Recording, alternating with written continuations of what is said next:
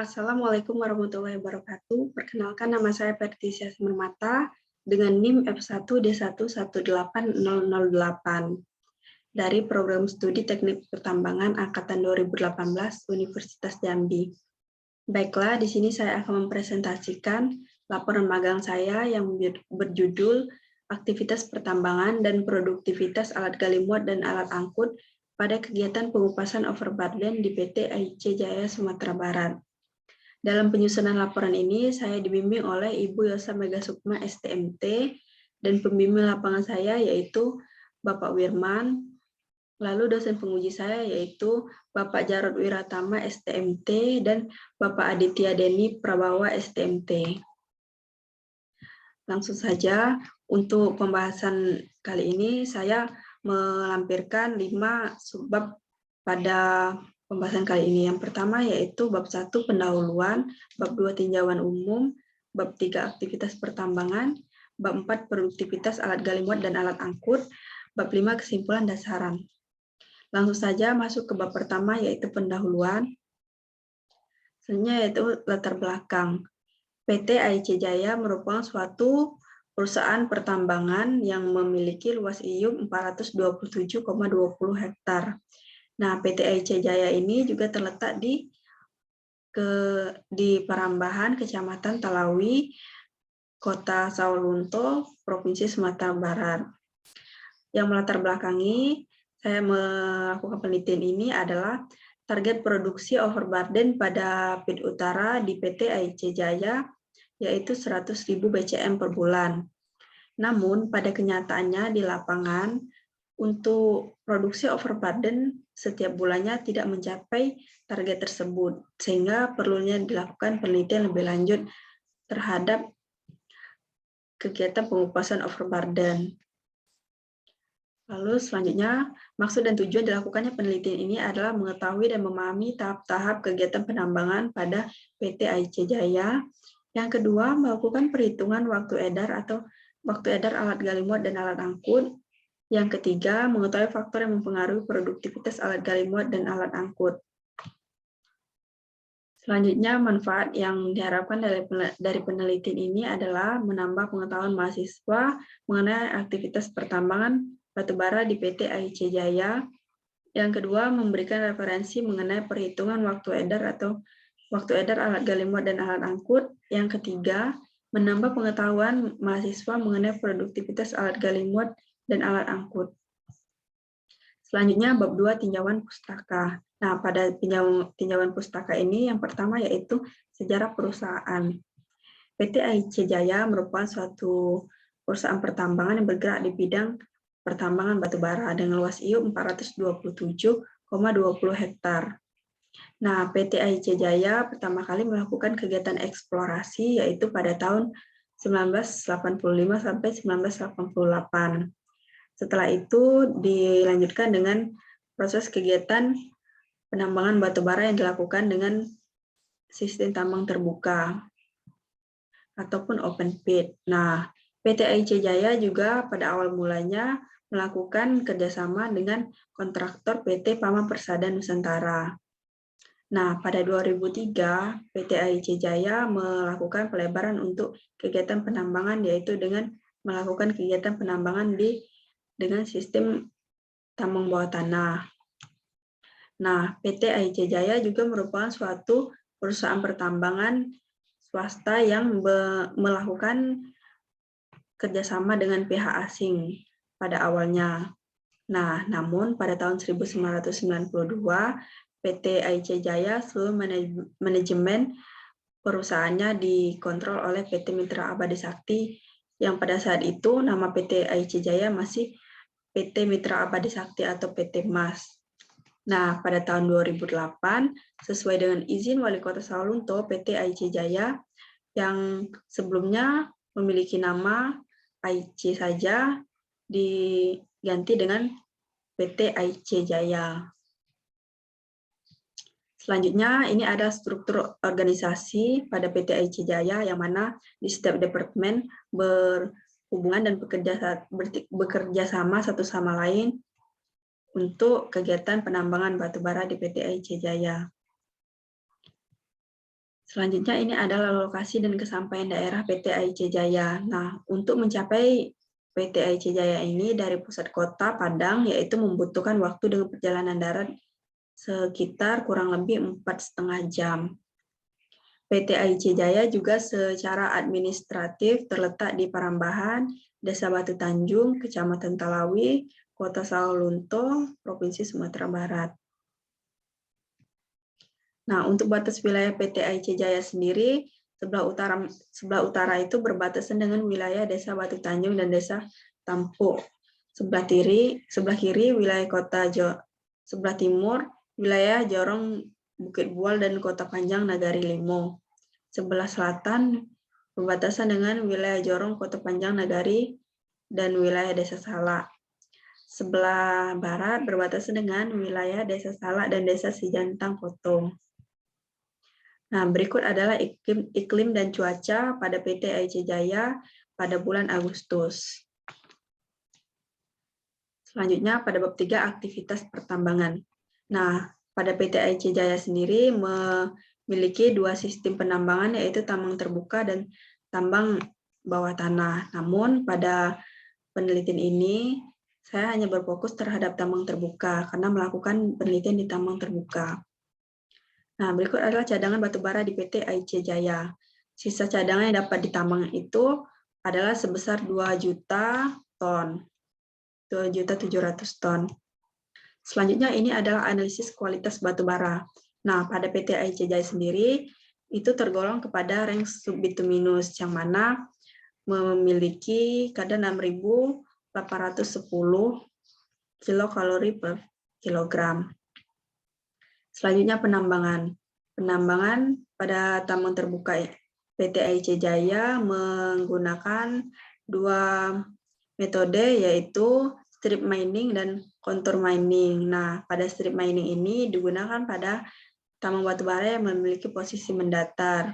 Nah, sedangkan pada contour mining ini mengikuti singkapan pada garis konturnya. Dan metode penambangan contour mining ini biasanya digunakan untuk menambang batubara di sekeliling lereng bukit.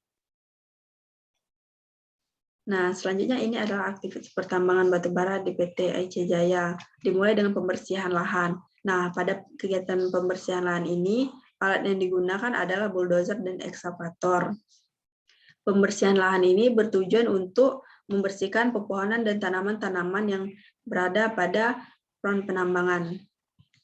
Selanjutnya, perintisan lahan merupakan lanjutan dari kegiatan pembersihan lahan yang mana nantinya untuk mempersiapkan jalan pada front penambangan. Yang ketiga, ini adalah pengupasan tanah pucuk.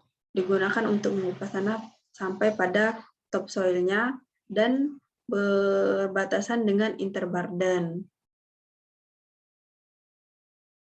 Selanjutnya adalah pengupasan overburden. Nah, pada PT AIC Jaya, untuk pengupasan overburden ini digunakan 2 metode. Yang pertama itu adalah menggunakan cara manual, yaitu dengan ekskavator. Ekskavator yang biasanya digunakan adalah ekskavator 340 Caterpillar 340 D2L. Nah, berikut adalah gambar pengupasan overburden di PT AIC Jaya. Selanjutnya, ini adalah kegiatan penambangan batubara. Nah, kegiatan penambangan batubara di PT AIC Jaya menggunakan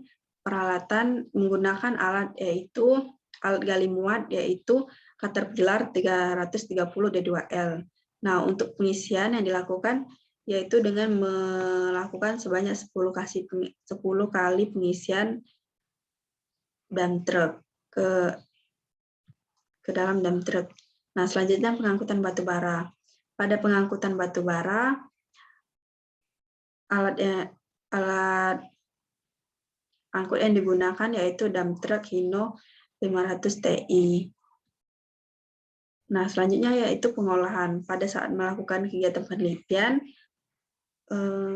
saat berada di PT AIC Jaya, ternyata alat yang digunakan untuk melakukan kegiatan pengolahan yaitu crusher sedang mengalami kerusakan. Berdasarkan informasi yang didapatkan, kerusakannya sudah terjadi selama 2 tahun dan akan diperbaiki sesegera mungkin. Nah, pada saat dilakukan penelitian untuk melakukan pengolahan batu bara di PT AIC Jaya, sementara ini menggunakan ekskavator Caterpillar 330 D2L, yaitu dengan melakukan pemisahan batu bara berdasarkan ukurannya dengan menggunakan ekskavator. Selanjutnya ini adalah proses dumping batu bara di stockpile. Berikut adalah gambar pemuatan batu bara di stockpile yang akan menuju ke PLTU Ombilin Talawi. Nah, berikut adalah penimbangan batu bara. Pada saat penimbangan batu bara diketahui bahwa rata-rata batu bara yang ditimbang yaitu mulai dari 30 ton sampai dengan 34 ton. Baiklah, ini adalah kegiatan pengangkutan batu bara. Kegiatan pengangkutan batu bara digunakan alat angkut yaitu mobil dump truck Hino 500 TI. Lalu kegiatan pemasaran PT AIC Jaya yang pertama yaitu PT PLN sektor pembangkitan dan pengendalian pembangkitan Ombilin di Sejantang Sawalunto. Yang kedua, pembeli dari daerah Riau yaitu PT RAPP Pangkalan Kerinci. Yang ketiga, dari pembeli lokal di Sumatera Barat yaitu PT Semen Padang. Berikut adalah proses penjualan batu bara di PLTU Talawi. Nah, berikutnya adalah reklamasi. Pada kegiatan penambangan, reklamasi bertujuan untuk mengembalikan, menghijaukan kembali lingkungan yang sudah digunakan untuk proses penambangan batu bara. Pada saat melakukan penelitian ditemukan tanaman yang digunakan sebagai media reklamasi yaitu jambu biji, mangga, durian, petai, jengkol, dan lain sebagainya. Nah, selanjutnya produktivitas alat gali muat dan alat angkut pada PT AIC Jaya. Nah, berikut adalah tabel rencana dan realisasi produktivitas alat gali muat dan alat angkut pengupasan overburden di PT AIC Jaya pada tahun 2020. Nah, bisa dilihat di sini bahwa hanya terjadi 2 kali realisasi produksi alat gali muat dan alat angkut yang sesuai dengan rencana awal ataupun dengan target yang sudah ditentukan, yaitu 300.000 BCM per bulan. Berikut adalah proses penggalian overburden. Alat yang digunakan adalah ekskavator Caterpillar 340 D2L. Nah, berikut ini juga ada swing full overburden. Untuk pengisiannya bisa dilihat pada gambar. Selanjutnya yaitu dumping overburden. Lalu yang keempat adalah swing empty overburden. Alat yang digunakan untuk melakukan kegiatan pengupasan overburden pada pit utara PT AIC Jaya yaitu ekskavator Caterpillar 340 D2L. Nah, selanjutnya ini adalah distribusi waktu kerja efektif PT AIC Jaya. Pada PT AIC Jaya, waktu kerja itu dimulai dari pukul 7.00 WIB sampai dengan pukul 17.00 WIB, yaitu setara dengan 10 jam kerja. Selanjutnya, produktivitas alat gali muat Caterpillar 340 D2L. Nah, untuk kapasitas bucketnya yaitu 2,4 meter kuadrat. Didapatkan perhitungan produktivitas satu unit ekskavator 340 D2L adalah 286,5 BCM per jam. Untuk produktivitas alat angkut Isuzu Giga FZ 285, produktivitas per jamnya yaitu 35,82 BCM per jam. Nah, sedangkan produktivitas per bulannya yaitu 82.099,44 BCM per bulan. Nah, diketahui bahwa pada angka ini belum mencapai target produksi overburden yang sudah ditetapkan yaitu 100.000 BCM per bulan. Maka dari itu harus dilakukan penanggulangan. Nah, berikut adalah match faktor yang didapatkan yaitu 0,6, berarti tidak terjadinya keselarasan antara alat gali muat dan alat angkut. Nah, berikut penanggulangannya yaitu perbaikan jam kerja. Diharapkan dapat meningkatkan produktivitas pada pengupasan overburden. Nah, berikut adalah perhitungan produktivitas setelah perbaikan jam kerja. Setelah dilakukan perbaikan jam kerja, maka untuk alat angkut dan truk Isuzu Giga FWZ produksinya 37,23 BCM per jam atau setara dengan 88.532,94 BCM per bulan, yang mana sudah mengalami peningkatan sebelumnya yaitu 82.000 BCM. Selanjutnya match factor setelah penambahan alat. Nah, dikarenakan setelah dilakukan perbaikan jam kerja, ternyata belum dapat mencapai target produksi yang telah ditetapkan, sehingga akan dilakukan penambahan alat yaitu sebanyak 3 unit. Setelah dilakukan perhitungan, maka didapatkan match faktor 1, artinya terjadi keselarasan antara alat gali muat dan alat angkut. Nah, berikut adalah match faktor setelah penambahan alat. Di sini untuk produksi per jamnya yaitu 32,23 BCM per jam, produktivitas per bulan dalam truk Isuzu Giga FWZ 285 menjadi 141.652,7 BCM per bulan. Nah, diketahui pada angka ini bahwa saat dilakukan penambahan alat, produksinya sangat meningkat, bahkan melebihi target produksi yang telah ditetapkan yaitu 100.000 BCM per bulan.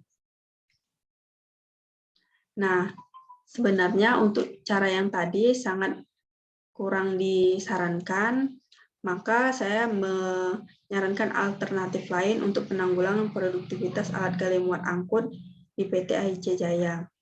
Yang pertama itu efisiensi kerja, yaitu dengan mengurangi waktu hambatan-hambatan yang dapat dihindari. Yang kedua, memperbaiki geometri jalan, mulai dari memperbaiki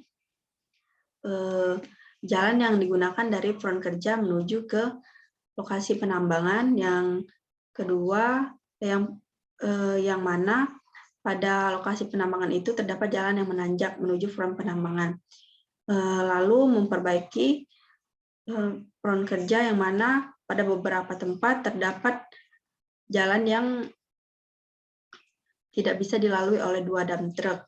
Dan yang terakhir, melakukan penambahan volume tanggul yang mana pada beberapa tempat terdapat tanggul yang kurang tinggi, padahal untuk front utara merupakan puncak tertinggi pada PT AIC Jaya, yang mana berhadapan langsung dengan bidang bebas yang tinggi.